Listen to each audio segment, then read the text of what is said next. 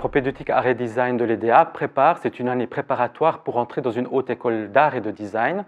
Donc nous avons une année pour mettre en pratique énormément de projets personnels pour constituer un portfolio convaincant pour entrer ensuite dans un concours d'entrée en architecture d'intérieur, en mode, en art visuel, en communication visuelle. Toutes les écoles d'art de Suisse qui sont de très bonne qualité demandent un concours d'entrée, un portfolio assez exigeant, donc on a une année pour se préparer à cela. Donc c'est un moment vraiment charnière où l'étudiant qui a fait peut-être une maturité gymnasiale ou professionnelle ou une maturité secondaire a une année pour vraiment mettre en pratique ce qu'il a envie, ce qu'il a peut-être désiré jusque-là, mais qu'il n'a jamais pu vraiment réaliser parce que c'est essentiellement des projets personnels qui sont réalisés les 6 premiers mois.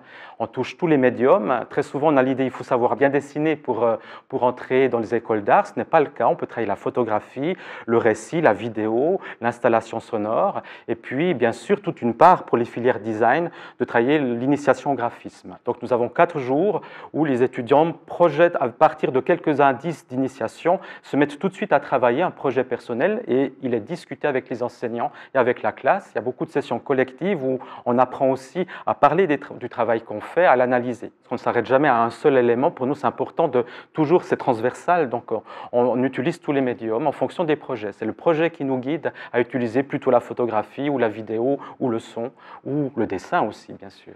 Je pense que quand on a 20 ans, avec une envie de créer, je pense que c'est difficile de savoir déjà exactement dans quelle filière on souhaite aller.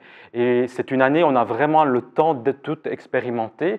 Si on est plutôt intéressé quand même par des filières design qui sont peut-être un peu plus orientées métier ou mandat, ou si on a vraiment besoin de créer vraiment librement. Et là, c'est une filière art visuel. Et je pense que c'est une année immensément importante où toutes ces expérimentations peuvent être faites. C'est aussi une année où on ne fait que créer. Donc, est-ce que le désir qu'on a initialement, en pratique, est-ce qu'il se révèle la passion qu'on a envie de suivre? Oui.